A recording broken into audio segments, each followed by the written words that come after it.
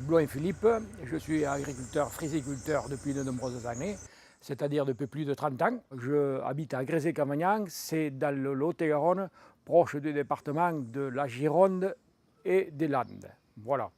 J'ai commencé à produire de la fraise dans les années 82, de la fraise sol, et je me suis mis à produire de la fraise hors sol dans les années 2000. Et je cultive essentiellement des variétés qualitatives qui sont la gariguette à 80%, qui est une partie chauffée et non chauffée, je vais vous expliquer. Ensuite la sifflorette et la charlotte. Donc trois variétés qualitatives qui sont dans le registre du label rouge. La fraise, on a toujours trouvé, quand on regarde un peu dans la nuit des temps, la fraise des bois qu'on trouve encore aujourd'hui, qui est toute minuscule, toute petite, mais c'est très bon, quoi. Il y en a toujours eu. Mais la fraise n'était pas consommée. Dans toutes les croyances populaires, au Moyen-Âge, etc., la fraise s'était attribuée à beaucoup de vertus, quoi. Ça soignait ci ou là, quoi. La mélancolie. La fraise, c'était fêté, je ne me rappelle pas à quel jour de l'année, c'était la droiture, l'humilité, enfin, ça appartenait à beaucoup de croyances. Voilà.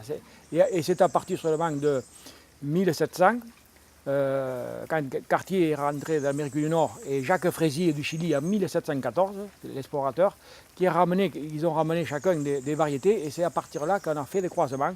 Et c'était essentiellement des fraises blanches. Et puis à force de ces croisements, on a aujourd'hui ces spécimens de gariguette, ces spécimens de sifflorette, mais avec beaucoup de croisements, bien entendu. Voilà. Mais il faut savoir que la fraise, il n'y a pas si longtemps que ça, qu'elle est consommée, qu'on consomme et qu'on mange la fraise, qu'on savoure la fraise. La fraise, au départ, c'était une plante de décoration. Dans les soirées mondaines, on mettait des pots de fraises sur les tables pour décorer. Ensuite, ça a été, je crois que c'était dans le 18e, ou même avant, là, je m'excuse de l'époque, c'était un cosmétique. Les dames s'en mettaient pour se faire belles, il n'y avait pas les produits que nous avons aujourd'hui. Aujourd'hui, nous avons des femmes peut-être plus belles qu'autrefois, peut-être que c'est pour ça, je ne sais pas. Et c'est après la Deuxième Guerre qu'on a vu une révolution, en quelque sorte. La fraise a été produite pour aller sur des bassins de consommation.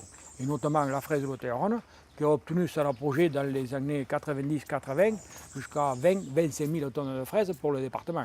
Voilà.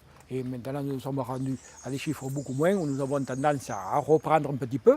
Aujourd'hui, le Lot-et-Garonne produit 12 000 tonnes de fraises, mais 12 000 tonnes de fraises avec des variétés qualitatives. Comme ça, hein, en fonction du temps. Vous me suivez? Allez, c'est parti. Allez, les enfants, vous suivez. Un petit moment et après Jérémy prendra le relais.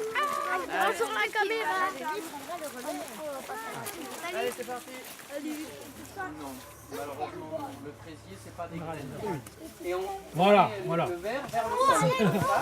Parce qu'autrement, si tu tires, tu arraches tout, tu comprends? Alors, Donc il faut, avec les ongles, il faut couper en tirant. Enzo, Et Christine, on ne goûte pas les fraises? Et Christine? il faut le dire à Philippe qu'elles sont bonnes les fraises. Ils sont bonnes les fraises. Ouais, c'est bon, ah, ça me fait bien plaisir. Je crois que c'est important de sensibiliser les enfants au goût. Ça, c'est très important. Et puis, on travaille sur le moyen et long terme aussi, parce que ces enfants qui sont là, c'est les consommateurs de demain et après-demain. Et les enfants, aujourd'hui, souvent, font leurs courses avec leur maman et peuvent inciter les mamans à acheter ces produits que nous produisons, c'est-à-dire ces gariguettes, ces sifflorettes, ces charlottes. Voilà, donc c'est très positif. Et moi, personnellement, c'est souvent ici que je reçois, ça me prend du temps, mais comme je suis un peu passionné du produit, j'aime me faire visiter aussi et faire déguster mes fraises. C'est souvent que je reçois des écoles d'alentour, de Castellon notamment. Tout à l'heure, j'ai encore une visite. Non, c'est demain que j'ai encore une visite. Vous voyez, ça m'arrive assez régulièrement de faire visiter et de faire découvrir et vivre ma passion. L'apparition de foyers de pucerons, depuis l'apparition des premiers tristes, Comment ça se présente pour que vous ne soyez pas trop perdus? C'est un tunnel 5 mètres typique de la région. Vous avez un panneau à la fin de chacune des séries de variétés. On est sur 1937.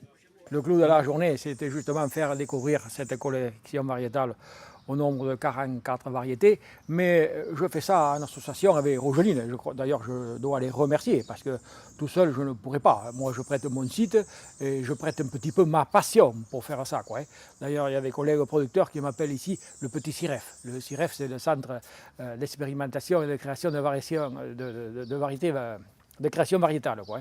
Il y a 2 ans, j'avais 16 variétés qui étaient en expérimentation, mais c'était des variétés pour voir si elles avaient de l'avenir. Et cette année, ça a été autre chose. Cette année, ça a été avec Jérémy. C'était aller chercher des variétés très, très, très anciennes et qui sont à la base aujourd'hui de ces variétés gariguettes, qui sont à la base aujourd'hui de ces variétés sifflerettes, parce qu'il y a eu plusieurs mariages, etc., dans le temps, quoi. Alors, il y a des variétés qui ont 200 ans, 300 ans, et bien, moi je suis curieux, et c'est ma passion qui me fait faire ça. C'est vraiment intéressant de voir ces variétés. Vous avez vu, il y a des variétés blanches, il y a des variétés qui sont mûres et qui sont vertes. C'est typique, moi je suis enchanté de voir tout ça, quoi.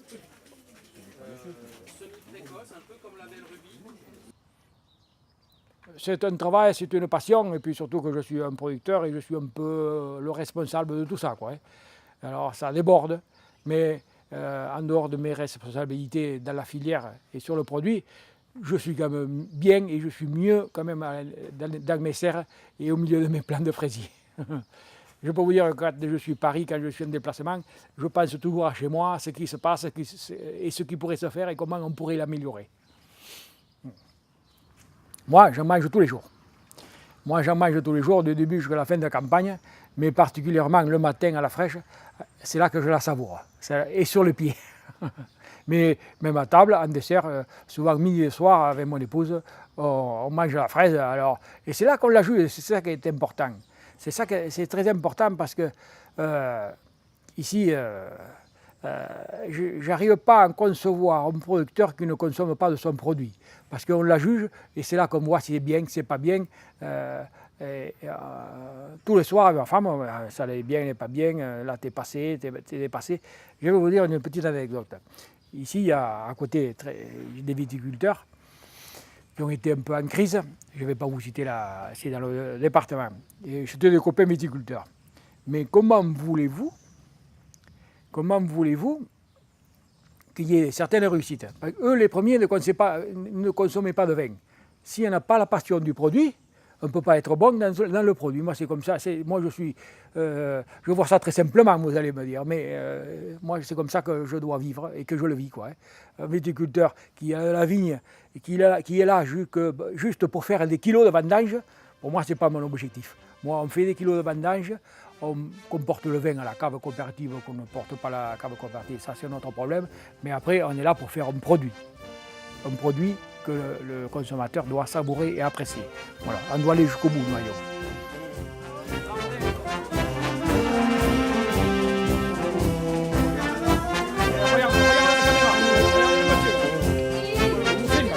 Regardez ce soir sur la télé.